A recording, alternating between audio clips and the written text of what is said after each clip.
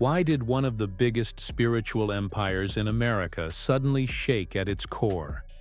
At 63, Juanita Bynum isn't holding back anymore. She's pulling the curtain on what really led to T.D. Jakes stepping down. Was it power, pressure, or something far deeper? What she just revealed could change the way you see church leadership forever. Stay with us, because this isn't just about a pastor. It's about the future of faith itself. After years of quiet, Juanita Bynum has finally spoken, and what she said about Bishop T.D. Jakes stepping down has stirred more than just whispers. It's as if the entire spiritual community held its breath. This isn't a standard farewell from a beloved pastor. No, this feels like the door to something long hidden has finally creaked open. And the voice speaking from behind that door? It's raw, reflective, and ready to be heard. Because when a spiritual icon like Jakes steps down, people expect a neatly tied bow of retirement. But what followed was a voice from the past, strong, unfiltered, and carrying a weight that had clearly been sitting for years. T.D. Jakes wasn't just another pastor. He was the voice, commanding, poetic, magnetic. He built a global movement, packed stadiums with believers hanging on to every word, and reshaped spiritual conversation for a generation. To many, he was untouchable. But to Juanita Bynum, he was something more complex. She wasn't simply a bystander in his rise. She was there, on those same stages, delivering her now legendary "No More Sheets" sermon that ignited millions of hearts and solidified her place in history. For years, their names were spoken with reverence in the same breath. But behind those stage lights, something else simmered. It started with differences, ideological, spiritual, and deeply personal. While Jakes crafted a ministry wrapped in grace and guarded language, Juanita never hesitated to rip the veil off uncomfortable truths. She believed faith should be lived loud, even when it ruffled feathers. And somewhere in the gap between polished presentation and unapologetic candor, tension brewed. The public saw harmony, but those closest knew better. There was friction. Respectful, yes, but unmistakable. And now, in the wake of Jake's retirement announcement, Juanita's long silence is broken not with bitterness, but with precision. Her words are carefully chosen, and yet they pierce. She didn't simply speak about a resignation. She spoke about what led there, and it wasn't just fatigue. It was a system, a culture, one where faith and fame tangled until no one could see where one ended and the other began. She didn't name names. She didn't need to. The picture she painted was vivid. A church culture so enamored with spectacle that it forgot the simplicity of service. Pastors elevated to celebrity status, their lifestyles beginning to mirror the very world they preached against. Lavish gatherings, unchecked loyalty, and a growing silence around the toll it all takes. It wasn't just a critique of one man's choices, it was a calling out of the entire stage. And then she asked the question that stung more than any accusation. What happens when the ministry becomes a brand and the people become an audience? That moment, soft-spoken but seismic, made it clear. Juanita wasn't here for drama. She was here for truth. And the truth, she claimed, was that many had lost sight of the mission. Her tone wasn't bitter. It was mournful, as though she had watched the ship steer off course long ago but hadn't been ready or allowed to speak. And when she finally did, it wasn't to shame, but to warn. That this wasn't just about Jakes. It was about every leader balancing the sacred with the spectacle. Because, as she put it, the image will elevate you, but it will also exhaust you. It's no wonder that her words hit with such gravity. They weren't rehearsed. They were lived. You could hear the weight of experience in her voice. This wasn't hearsay. This was someone who had walked the path, felt the burn of spotlight, and made it out with her voice intact. And she used that voice not to condemn, but to caution. And yet, people can't stop asking, why now? Why wait all these years to speak? Had she seen the storm coming before the rest of us? Or did her own journey of healing finally bring her to a place where she could speak without anger? Only clarity? It's a question that lingers, and maybe that's the point.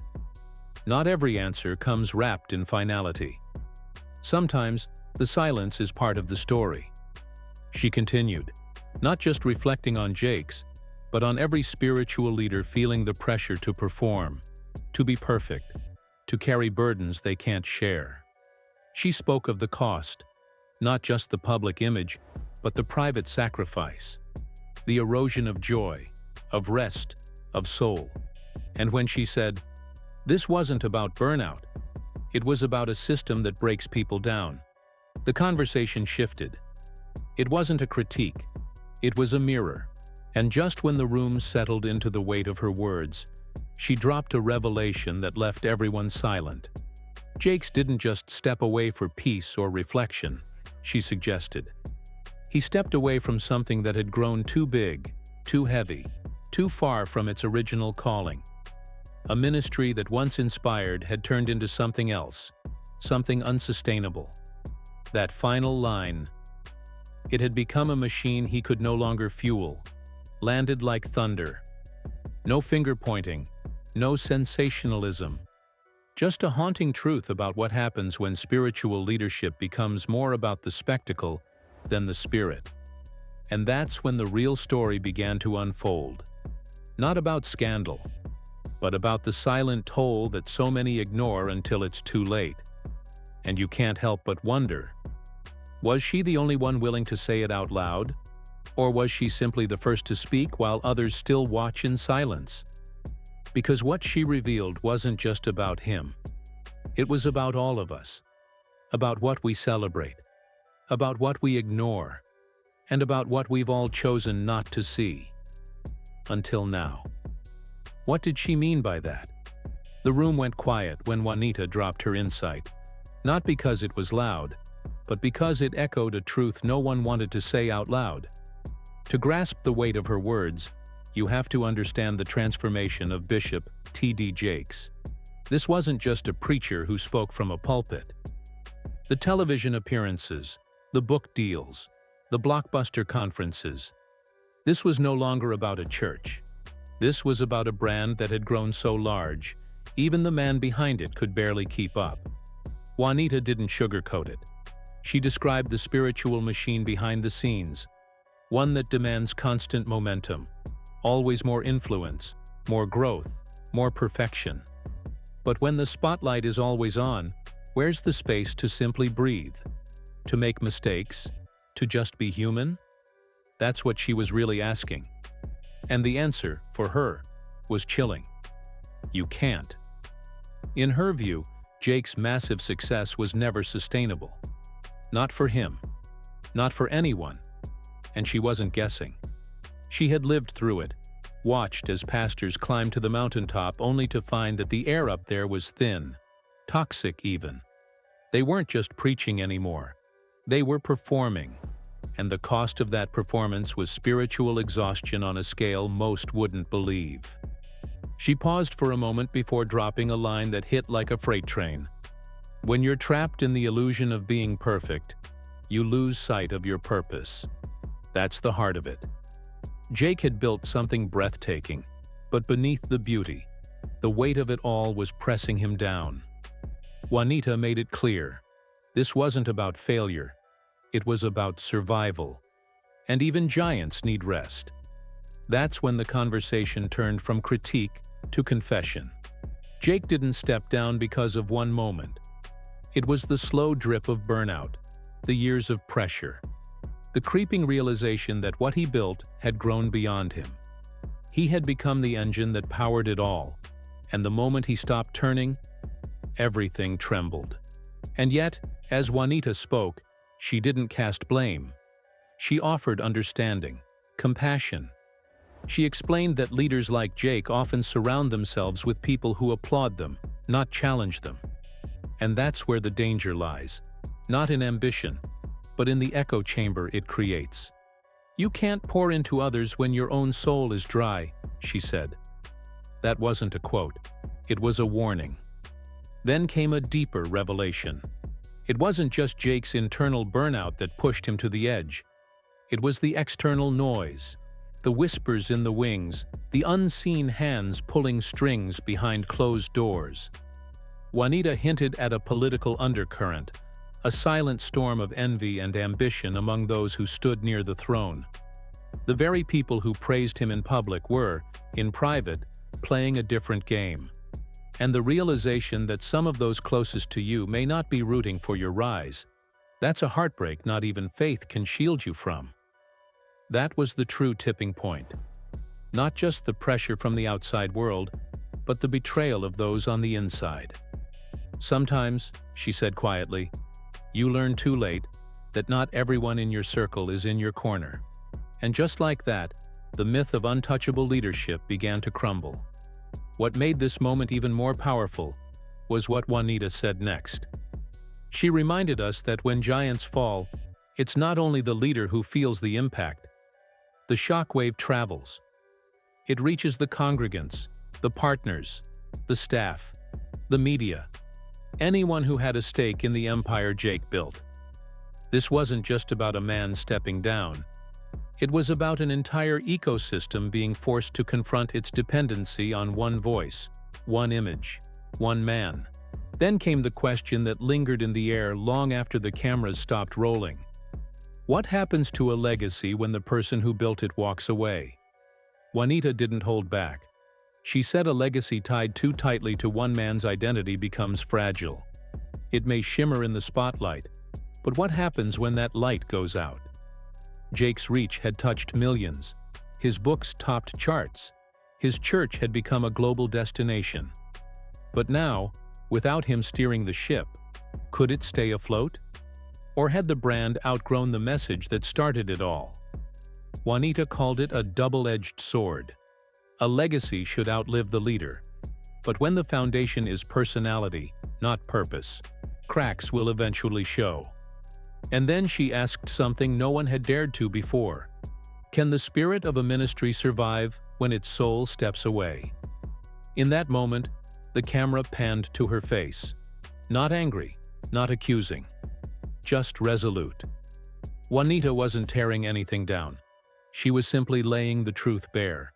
She wasn't just speaking about Jake. She was speaking to every leader caught in the same trap. Every pastor, teacher, or influencer who built something beautiful and now finds themselves wondering if they've lost themselves in the process. Because when the applause fades and the cameras shut off, what's left? A man? A mission? Or just the shadow of both? As the screen dimmed, her final words echoed into the silence. What you build with your heart can last forever. What you build with your image won't survive the storm. The moment Bishop T.D. Jakes announced his transition from active ministry leadership, it sent an undeniable tremor through not just the faith community, but the wider cultural landscape he helped shape. His voice had long been a cornerstone for millions, one that blended spiritual insight with business savvy and celebrity influence. But as news of his step back became public, an even larger question loomed. What happens when the architect of a religious empire decides to exit the stage? Juanita Bynum didn't hold back when asked. Her tone was reverent yet resolute, cutting through sentimentality with bold clarity. She made it clear, Jake's departure isn't merely a personal career move, it's a seismic shift. And the church, as we know it, may never look the same again. The very structure of the megachurch era, once admired and imitated, is now under intense scrutiny. This is a turning point, she said. A cultural mirror has been placed in front of the pulpit. But here's the twist that no one saw coming. This might not be the end of Jake's story, but the beginning of an entirely different chapter. As the camera closed in on Juanita's poised expression, reinvention, after all, requires letting go of the very image that made you. And not everyone is ready to dismantle their own legacy. But if anyone could do it, she believed it was him. And behind all the speculation lies the man himself, T.D. Jakes. Beyond the pulpit, his life has been one of quiet opulence. Over the years, he has cultivated a financial empire that spans media, real estate, publishing, and film production. With a net worth estimated well into the tens of millions, his portfolio includes a lavish mansion in Fort Worth, luxury vehicles like a Rolls-Royce Ghost and a Bentley Continental, and even a private jet, rumored to be used for both ministry and business ventures. His collection of watches includes exclusive pieces from Audemars Piguet and Rolex.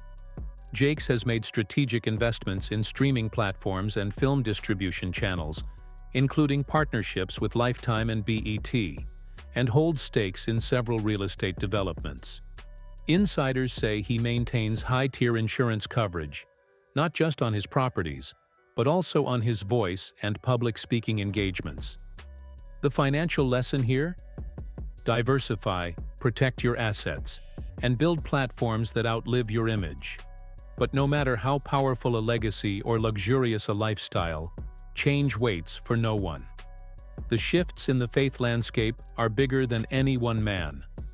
Juanita's voice softened as she spoke of the younger generation, those stepping up in unexpected places, leading smaller, more agile congregations, often outside traditional church walls. These emerging voices, she said, are forging a new language of faith, less dogma, more dialogue. And whether or not Jakes returns to the spotlight, his influence will be felt in how the next era unfolds. As the screen fades to black, there's a single lingering question that dares to echo louder than all others. Will T.D. Jakes embrace this evolution, or remain a monument to a fading era? All right, let's wrap this up with a quick recap that hits all the highlights without putting you to sleep. We dove deep into Juanita Bynum's bold take on T.D. Jakes stepping down, a move that shook the megachurch world and sparked a whole conversation about what leadership looks like today. We talked about how the church isn't just about grand buildings or celebrity pastors anymore. It's evolving into something more authentic, more vulnerable, and honestly, a lot more real. Juanita made it clear that while T.D. Jakes built an incredible empire, the future belongs to leaders who can adapt, connect, and be transparent in ways we haven't quite seen before. And let's not forget the financial side of things. The luxury cars, the sprawling estates, those jaw-dropping watches, and the savvy business moves that keep these public figures not just relevant, but thriving. It's a wild mix of faith, fortune, and hustle, all rolled into one story. If this got you thinking, inspired, or even just curious about what's next in the world of faith and fame, don't forget to hit that like button. Drop your thoughts and questions in the comments. I love hearing what you think. And if you're new here, go ahead and subscribe so you don't miss the next deep dive we've got lined up.